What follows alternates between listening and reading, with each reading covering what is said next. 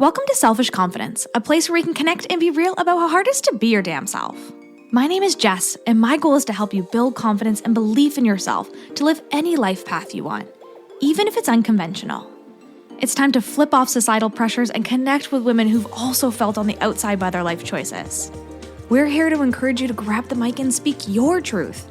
I know it can be scary, but we're in this together. Let's get started. Hello, welcome. We have a very special guest here today on Selfish Confidence Podcast. We have Ashley Baronette with us. Please correct me if I said that right, Ash. Nice, perfect. I know, I was like, but I'm so excited to have Ashley here and talk about some really influential topics for me and where I'm at in my personal journey, and also just where I think maybe you listening today might need a little extra support and a little extra love in some fertility awareness, right? So Ashley, how did you get started on this journey as a fertility awareness educator? First of all, thanks for having me. So I think it goes back to even when I was a preteen. I got my period. I was super young, before all of my friends, and unknowingly it was affecting me. So I was going through some pretty awful symptoms, and my friends at the time didn't have their period, so I couldn't really compare. I couldn't talk to anyone about it. But I had heavy periods, cramping. Later on, I had acne and just like painful boobs, you name it. I had all of the symptoms. And then my friends started getting their period, and we kind of noticed that the narrative was that that's just the way it is. That's the way your period is. Welcome to womanhood. And that just went on for years and years. And when I met my now husband, my mom, I think she just knew that he was like the real deal and was like, immediately, you're going on the pill. So I was like, okay, sure. That's what people do, I guess. And I'm not going to lie, I was kind of excited too, because it was kind of like a rite of passage, kind of like, hey, this is true womanhood. Like, you're on the pill now. And I was also super young. Well, young. I was 16 at the time. That's young. Yeah. And so I got on the pill, and at this point I'm in like grade 12, and I just chalked up my symptoms to just being super stressed and going through high school. I was like now taking super hard courses like calculus and all these things, right? So I just chalked up my increase in symptoms to that. And then after a few months, my mom and I kind of realized, wait a minute, I've been getting these severe migraines, an increase in severe migraines, and with aura. So for those who don't know, a migraine with aura, your vision goes blurry. And I was also getting numb and tingly in my extremities and in my lip, like half my face was kind of going numb. So it was really concerning at the time. I thought, okay, am I like having a stroke? What's going on, right? And then we put two and two together that it was happening at the same time every month on the pill. So we went to the doctors, and she told me, yeah, that this is one of the side effects. And also, if you've ever taken the pill and looked at the long list of side effects, it's like a paper folded into like, I don't know, it's folded up, and it's a lengthy piece of paper, but you don't really think of opening it up and like looking at the side effects. Anyways, migraines is one of the side effects, and it puts you at risk for strokes, so high risk of stroke. So immediately I had to stop the pill, and I stayed off of it for a few months, probably like around 6 months, and I had no period at all for that 6 months. And again, I didn't know what I know now, and I can go into that later on, but I went back to the doctors and I was like, hey, I'm not getting my period. What's going on? And so my doctor was like, okay, well, that's concerning. We want you to be building your menstrual lining and shedding it.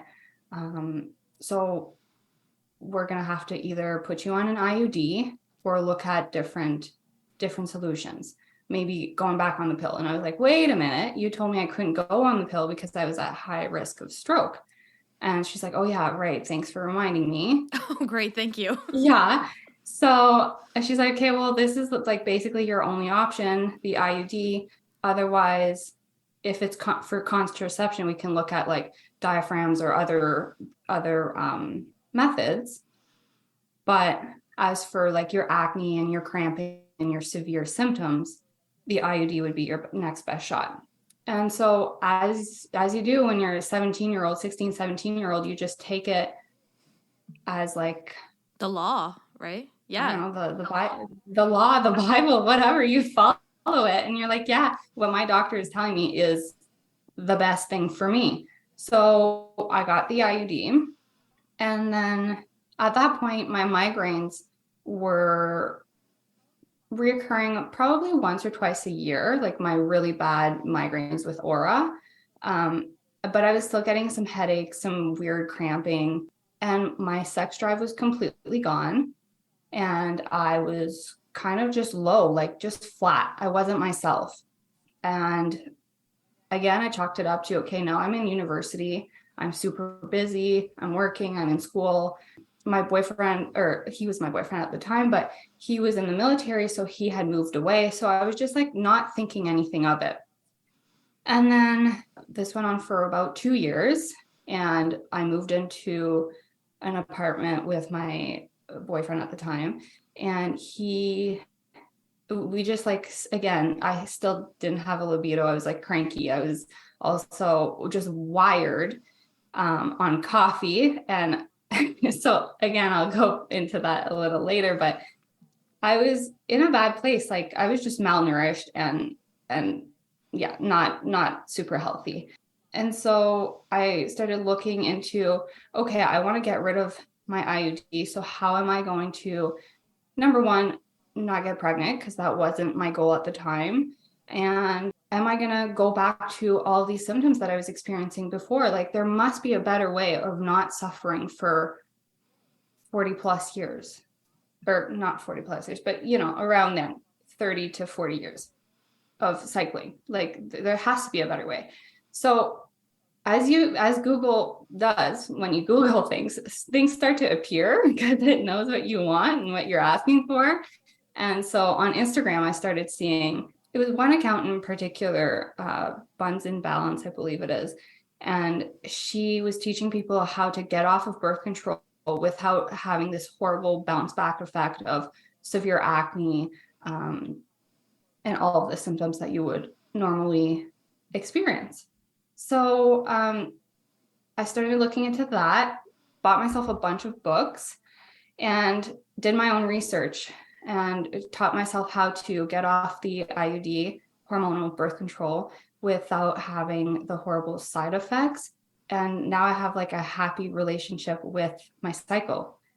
And when I learned how to do that, I was like, there is no way that you cannot share this with everyone else. I took the Fertility Awareness Education through FEMM, and that was about a year ago. So in January 2022, I took this certification to teach people about their cycles, because I was like, I do not want other people to struggle like I did for so long.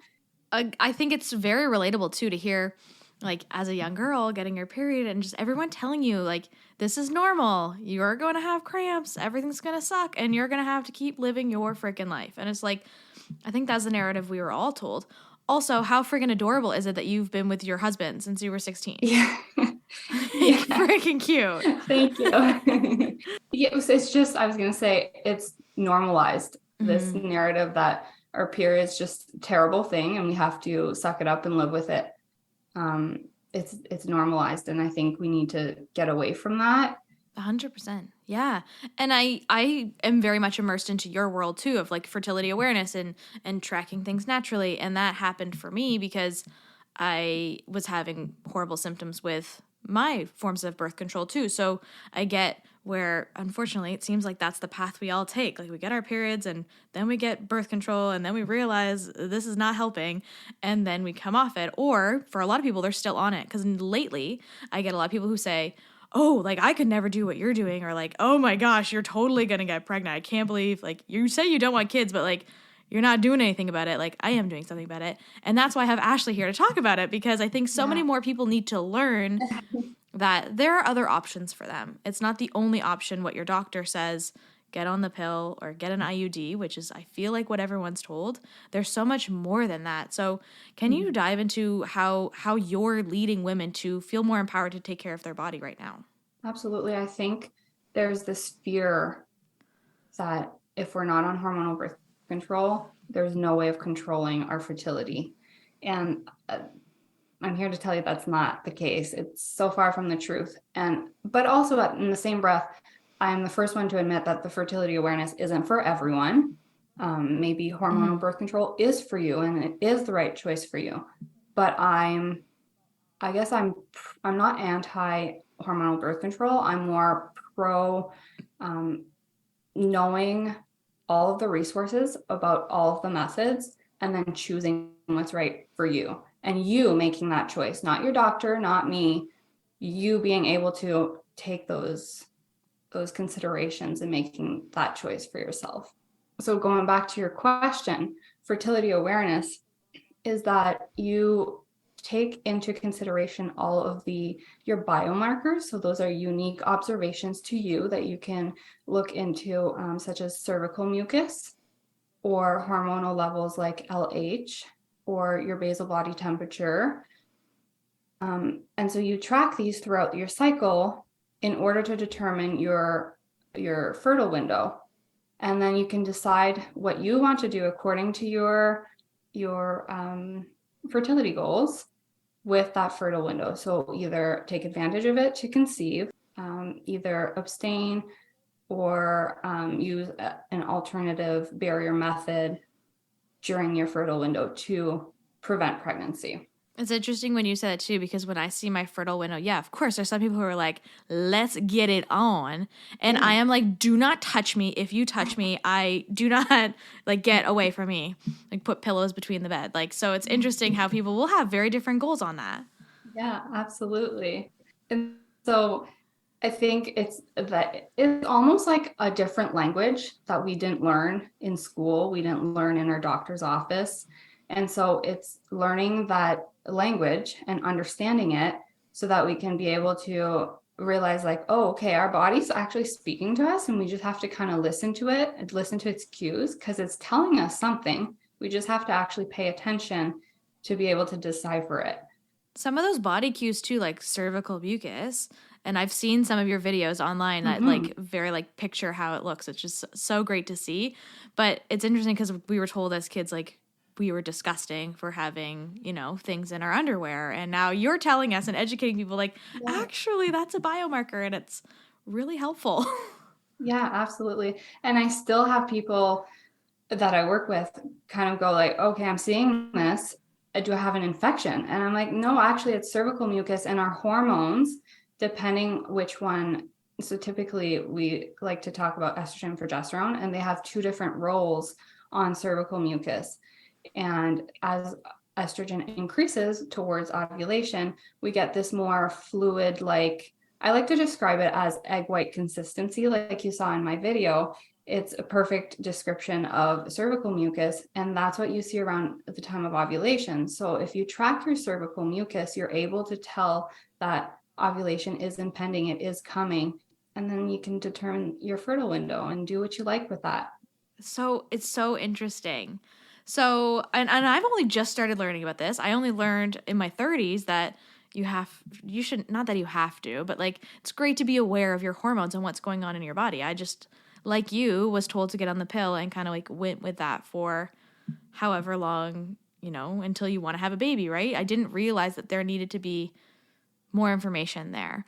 And so, can you tell us about the process of cycle tracking and how small that window is? That, like, for those of who are listening who don't want to get pregnant like me, like, it's a very small window.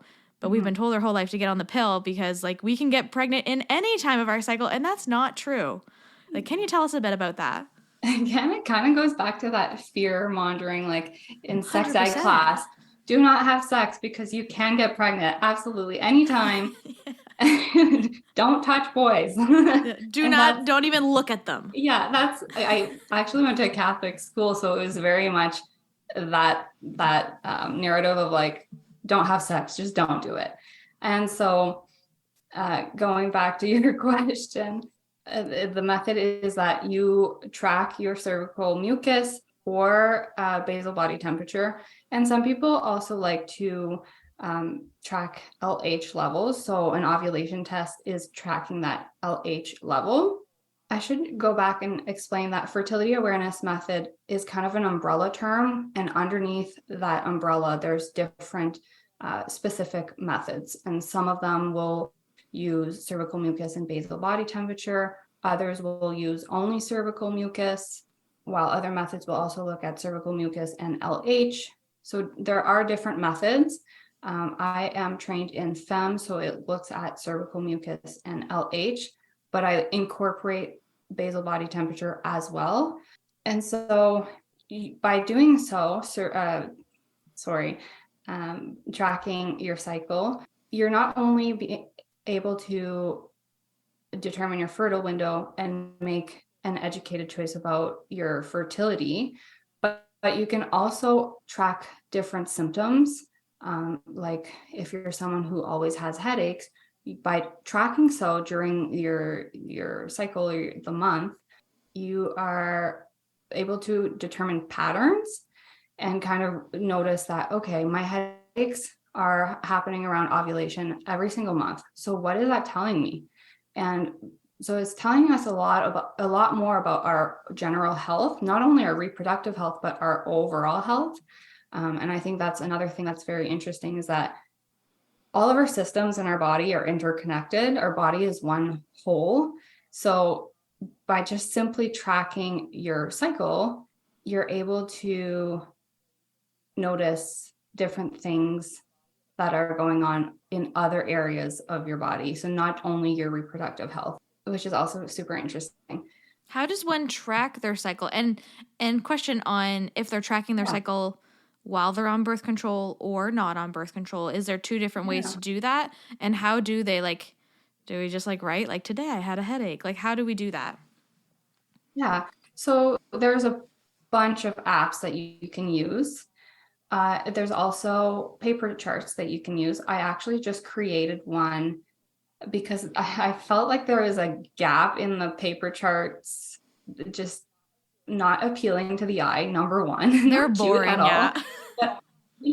But also the note sections were super small. There's no room to chart anything. So I just created one, and that is on my Instagram page. So if you want to take a peek at it, send it to me, Ash, and I'll put it in the show notes too. Sure, absolutely. Yeah. But also, if you're not someone who wants a paper copy, there's also a bunch of apps on your phone. And so it's super easy. You just go on the app and there's literally options to choose from versus for your cervical mucus, for LH, for basal body temperature. There's spaces for all of that. And then you can also customize certain symptoms that you want to track. So headaches, painful breast, cramping, you name it, acne, there's room for it. And then at the end of the month, it kind of gives you like a little analysis of what happened. And then you can kind of compare it month to month and notice patterns. Is there, if someone was on birth control, would you suggest that they still track their cycle? Or is this only for people who are doing a more natural method? So tracking your cycle on birth control, you can definitely track symptoms that you're experiencing, and it will show you patterns that you are experiencing. Unfortunately, though, on hormonal birth control, the synthetic hormones that are in the pill or in your IUD is it is impacting your brain and ovary connection. The connection that your brain is signaling to your ovaries. So to track your cycle, to be able to make lifestyle choices to affect your cycle, is only doable off of hormonal birth control. because hormonal birth control is affecting your hormones, right? There's no way out of it. It's kind of like the puppet of your hormones. It's doing what it's supposed to do for your hormones, but when you're off of it, that's when you can look at your patterns, look at your cycle, and be like, okay, I need to make changes in my life to be able to tweak some of these symptoms. I'm not sure if I touched on that earlier, but that's another thing about the beauty of cycling through your own hormones and not relying on synthetic hormones is that, contrary to what a lot of medical professionals would say, hormones can be altered through lifestyle choices. So your foods, your sleep patterns, your stress levels, all of these little things do affect your hormones. And so if you go to your doctor's office, and I'm going to speak personally, this is an experience that I've had. I went to my doctor's and I was like, I'd like a hormonal blood panel done, because I had just gotten off the IUD and I was like, hey, I want to see where my hormones are at. And she flat out denied it because she said, no matter what the results are, there's nothing you can do about it. Those are just what they are. You can't change them. So I hung up that phone call, super upset, because I was like, okay, so I can't get a blood work panel because of like what she knows, but I personally know that all these little things that I can do in my life, in my lifestyle, can change over time my hormones.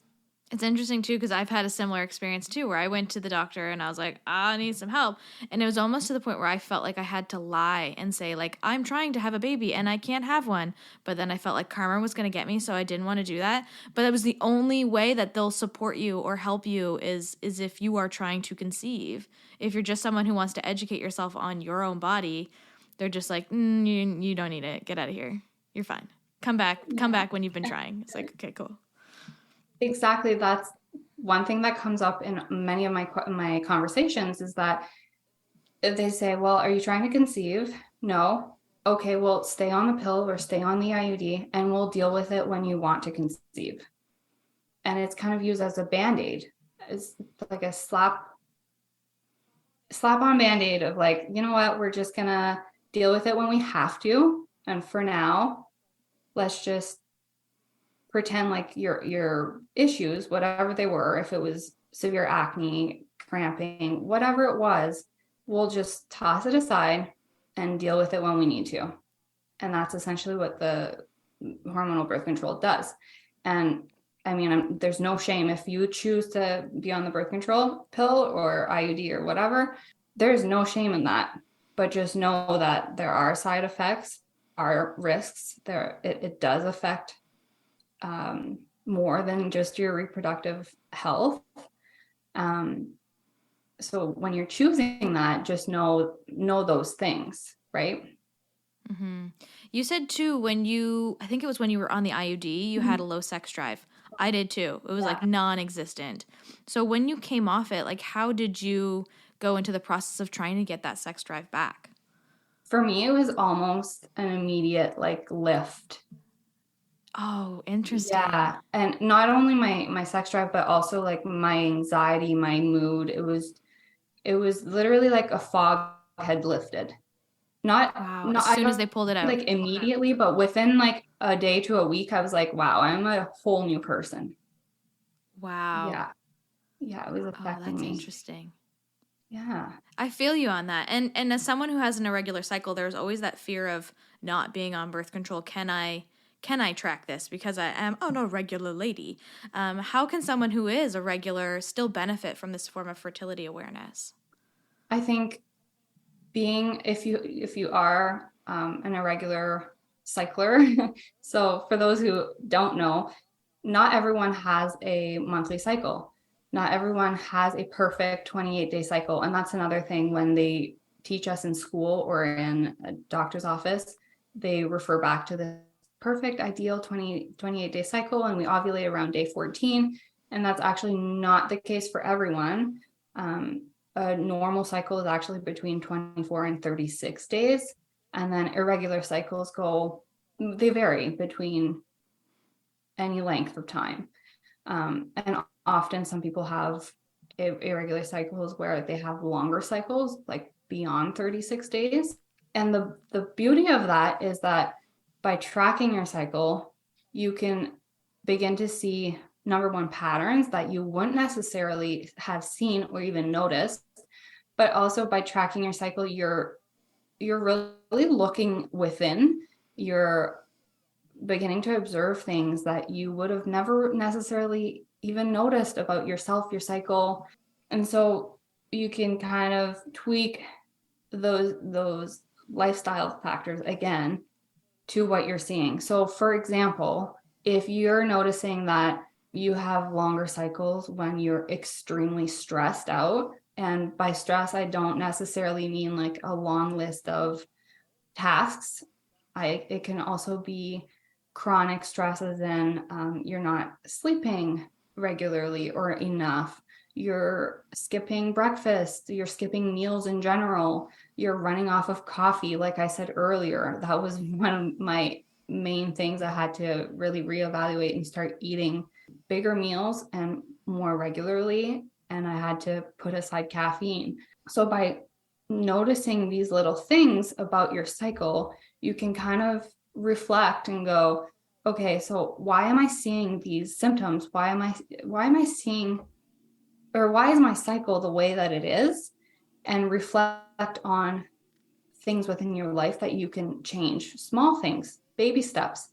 And I promise you, just by choosing 1 to 2 little things, you will notice a huge difference. And then month by month, cycle by cycle, you can choose 2 other things to add, or two little different things to tweak in your lifestyle. And next thing you know, you're like 6 months in, a year in, you've tweaked a bunch of small little things, and your cycle is happier for it. Your mood is better. Your relationship is better. Your overall health is better. And if someone were to start that process, what would you suggest be the first little lifestyle tweak or first or second lifestyle tweak that they would start with? I would say balance your blood sugar. That is one of the main things. And I feel like I've broken record. I'm like, balance your blood sugar always.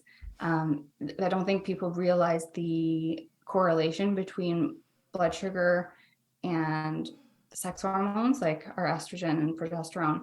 But to quickly explain it is that when we consume high sugar, think of it as a roller coaster. Your blood sugar will spike up like a roller coaster, and what goes up must come down. So there's that crash that happens. And then once we get to that crash, our body is like, okay, we have all of this insulin to deal with sugar, but now we don't have any sugar because we're at the bottom. So your body now has to release cortisol and stress hormones. Also, insulin is a stress hormone, to deal with this roller coaster, this disaster, essentially. And when you think of hormones, you have to think about it as a pyramid scheme where your stress hormones are at the top and your sex hormones, so estrogen, progesterone, are at the bottom. And so if we're constantly at this high peak of stress hormone, constantly putting out stress hormones like insulin to deal with our high sugar levels, or cortisol or adrenaline, we cannot prioritize. Our body can't prioritize making these itty little bitty hormones that are basically elective hormones, right? So if your body is constantly in this fight or flight, why would it prioritize something so minimal like sex hormones to make us ovulate? And so, yeah, balancing blood sugar is like the main thing that I preach, that I tell people all the time. Ooh, interesting. And how does someone start to balance their blood sugars? No naked carbs. So what I mean by that is pair your carbs with a protein or a fat so that you can slow that blood sugar spike. So your blood sugar is not skyrocketing as much. You can kind of keep it nice and even with a protein or fat. Also, take a look at how much protein are you consuming. We lack protein as women in general. We don't eat as much protein as we should. I think we're supposed to be aiming for like 25 to 30 grams per meal. And then if you even look at like 2 eggs, I believe that's like only 15 grams or something. So that's like half right there. And people often skip breakfast and just have a cup of coffee. And that's another thing I would say. Always have your coffee after you eat, because again, that will affect your blood sugar and your stress hormones. I had Katie Saltzman on the podcast last week, and we talked a lot about protein, and she was like, yeah, like you need at least 25 grams per plate. And I'm just like, what's 25 grams? And am I getting enough? Because I don't think that we do. And often we look at our plates and we'll be like, oh, this is the bigger piece of chicken. I'll give it to you, Glenn, who's my husband. Like, instead of thinking like, do I actually need more food today? Why do we automatically always assume that a man needs more? We need more protein too. So I love that that's the focus. Yeah. And another thing people experience is cravings and moodiness or hangry. And it goes back to blood sugar as well. So it kind of always roots back to balance your blood sugar. Eat more. Happy blood sugar, happy hormones. Yeah. And I will say I can get a little attached to the sugar. So I understand how it might be better to partner it with a few other friends.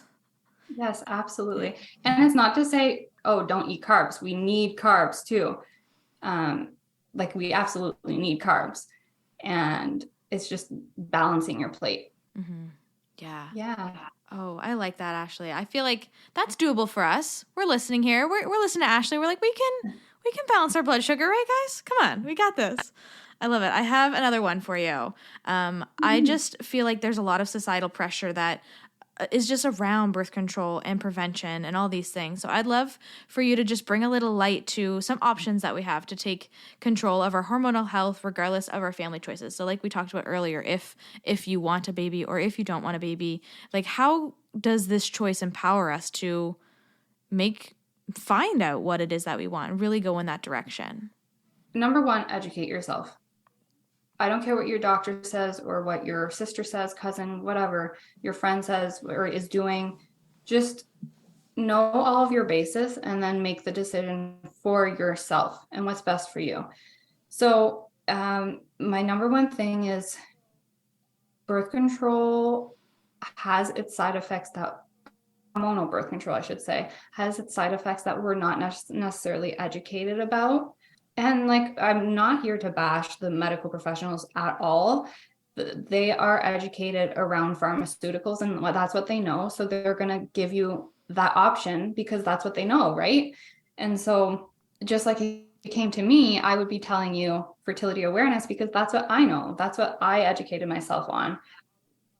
So it's getting all the information and just kind of weighing out your pros and cons and being able to make that choice for yourself and making an educated choice and being able to also go to your medical professional and be like, you know what, I am choosing not to go with the hormonal birth control because I know that it alters my gut biome.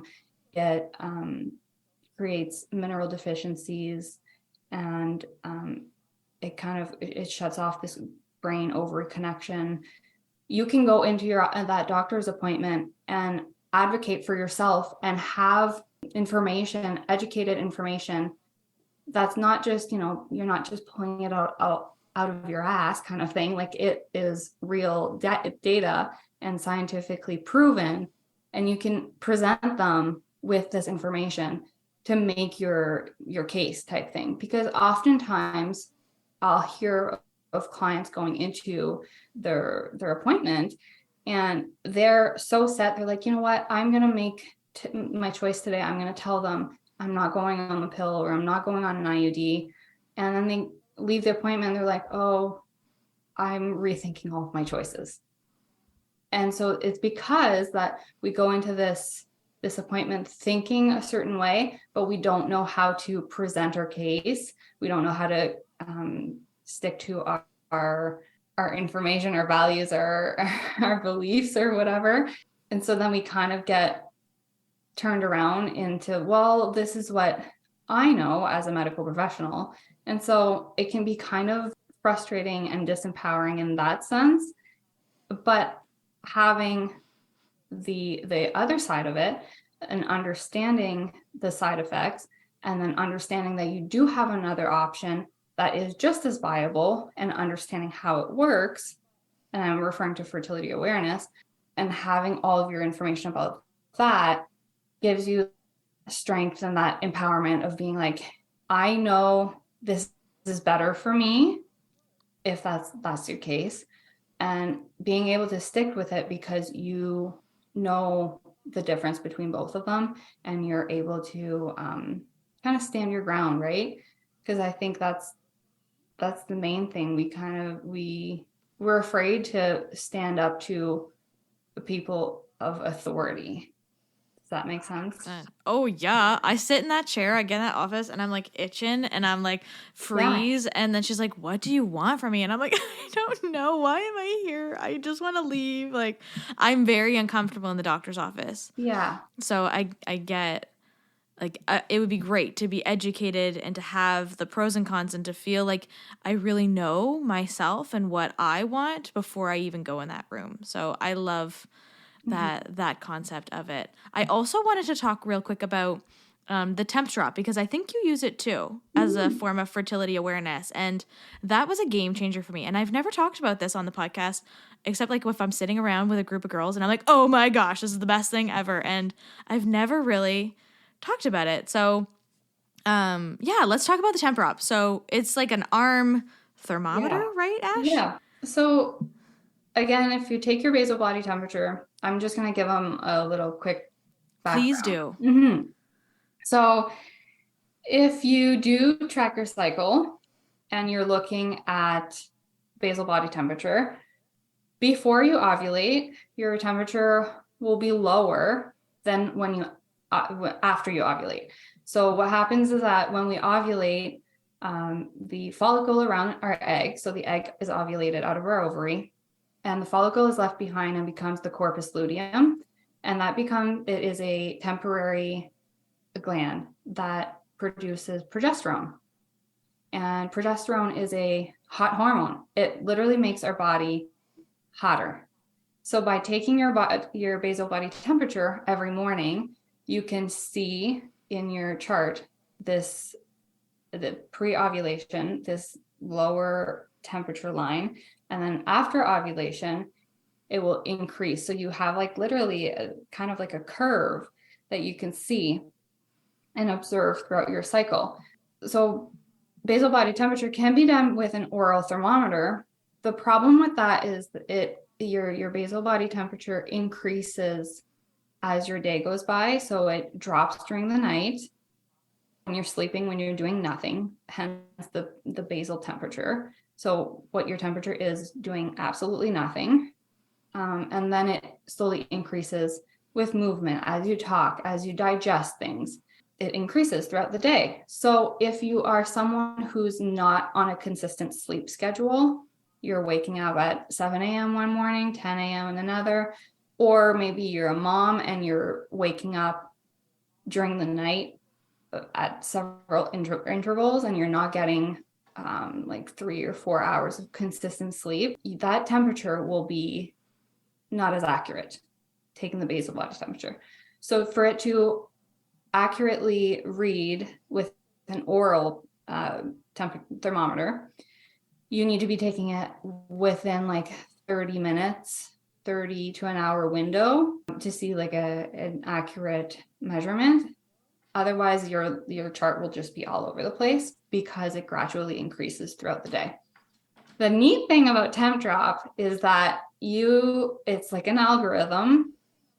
Someone figured out lots of math behind it, and it filters out all of these I don't want to say abnormalities, but maybe you can help me here with some different like spikes in throughout the night, right? Because like you wear it on your arm throughout the night. And so I feel like it takes like the like, what's the word in we did this in school. It was like the median, like the average number in the night. Exactly. And it does notice that if you are waking up during the night, it just like won't count that part.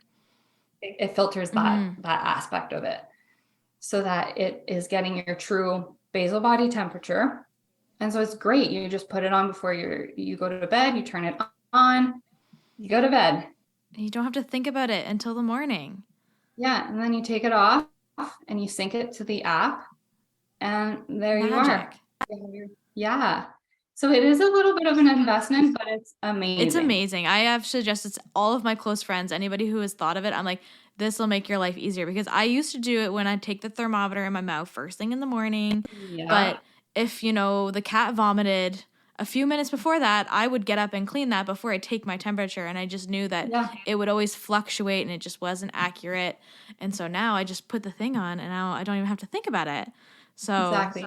I'm glad that you're here to talk about that and explain why it works, because I always tell people to do it and I don't have any science behind it. I'm just like, it just is cool. It works and like, it's just awesome. So it's a game changer, especially if you're working shift work or if you have young kids. It's absolutely amazing. And even for people who are not trying to conceive or don't have kids or whatever, it's still great because it lets you sleep in. It lets you sleep in. It does. Yeah, that's a huge thing. Yeah. And I love too on the app, like it just like gives me a very clear fertility window and it just makes it very simple for me. And it's one of those apps that even you talked about earlier. If you like to do it digitally, it has the things in it that can track different symptoms for you. And temp drop. Yeah. I will say though, to be aware of using apps, do not always rely on the fertile window on the app because it is an algorithm. And so I always tell people rely on your cervical mucus as well as a definitive, I shouldn't say definitive, but like as a nice duo to be able to determine your fertile window, because you're more in the know about your own body than the app is. Yeah. So the app is based on an algorithm that's going to base things on past cycles.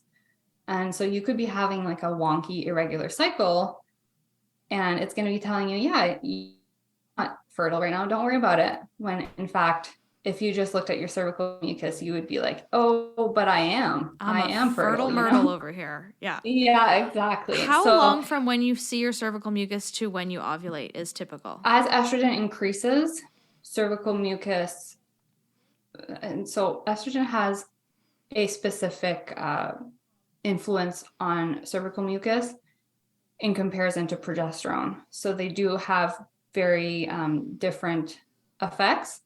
And so you will see a difference in cervical mucus throughout the month. So when estrogen is increasing towards ovulation, that's when you see more of like a moist, more fluid cervical mucus. And so some people will see like a window of like 4 to 5, 6 days of cervical mucus. Yeah.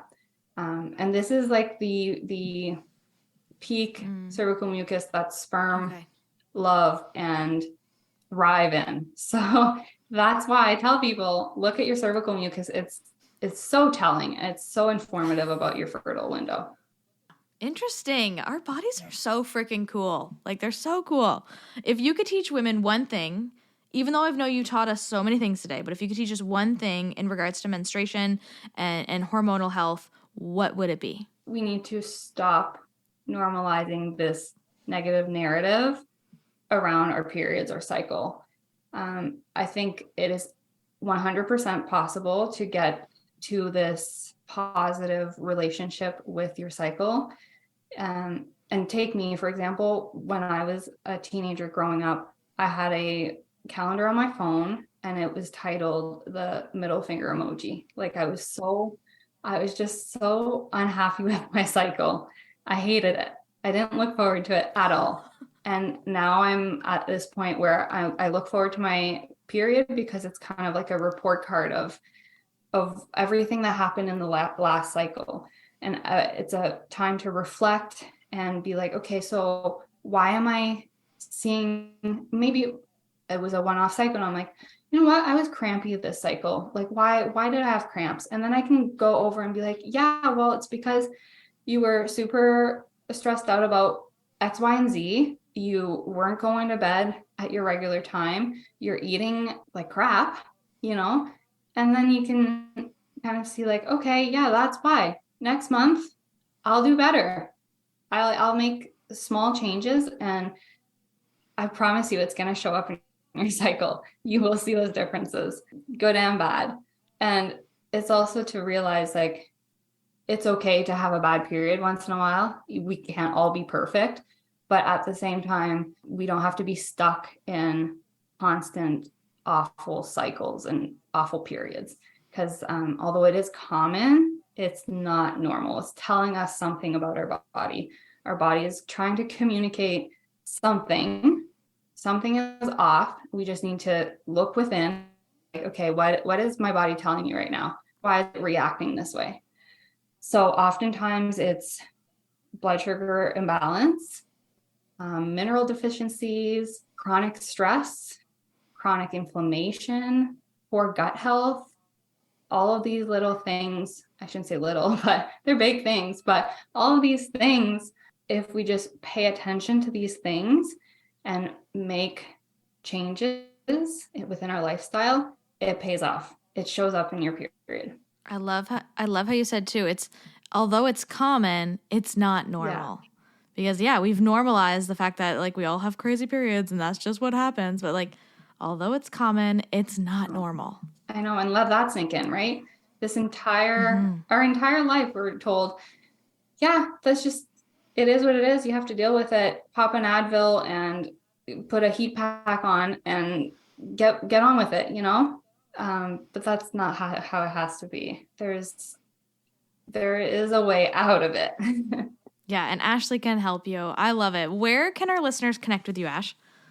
So on Instagram at Empowered Uterus. I also have in the link in my bio ways that you can connect with me through my services. So I also offer one-to-one sessions. I'm coming up with a self-paced course. So I'm hoping it'll be out by April, probably more May-ish. So there's that. But one-on-one sessions for now, and then self-paced later. Amazing. And we'll also get the link to your tracker that you created so that everyone can have that if they want to give something a go to track things on paper. So I love that, Ash. Absolutely. And I also have a temp drop discount too, awesome. If someone wanted to try that. Perfect. Yeah. Yay. Okay, wonderful. I have a few questions that I ask every podcast guest that comes on. Are you ready? Okay, so what is your favorite compliment to receive? In my business, I'd have to say any success story is the best compliment. I think it reaffirms that I'm making a difference.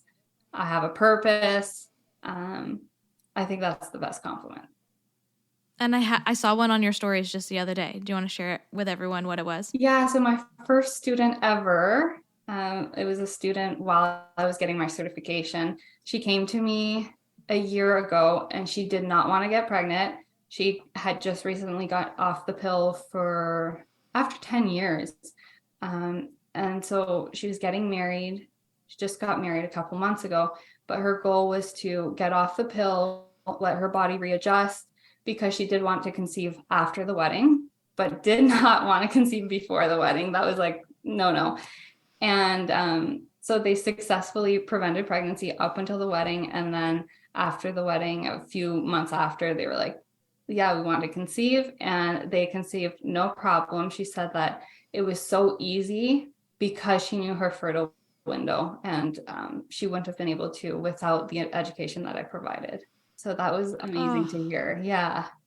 When I saw that too, I was like, that's so cool. That's awesome. Yeah. And I think that's another thing about the fertility awareness is like, you can use it to prevent pregnancy, but you can also utilize it to optimize your fertile window. So either or, whatever your fertility goal is, it's a very viable option for you.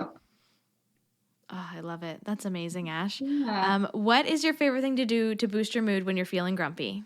100% get the sunshine and some fresh air. And food. Food too. Yeah. Let's add that in there. Yeah. But oh my I gosh, love it. yeah, getting fresh air and just jumping in front of the sun is 100% the best way. Yeah, I agree. It feels good. Oh, yeah. Do you have a song or quote that boosts your confidence? I was thinking about this earlier. I'm so far into One Tree Hill right now. This is so lame, but I'm It's not lame. binge It's not watching lame. One Tree Hill. So I would say the theme song right now, I Don't Want to Be, is like very confidence boosting. Oh, It's such a comforting song too, of like, you are who you are. You don't have to be anything else. Just look within yourself and like, you'll be fine. Just trust within yourself. Yeah, I love it. That's a good one. No one's ever said that before, so that's a new one. Perfect. Wonderful. Thank you so much, Ashley, for being here and for sharing your knowledge with us and spreading a little bit of confidence for some people who might be looking to try something different. So thank you. Thanks for having me. What's up, sis? I am so glad we could hang out today. If you loved this episode, send it to a friend or share it on your social media and tag me so I can personally thank you for helping me sprinkle some confidence in the world. And don't forget, you are magic. Let's show the world your shine.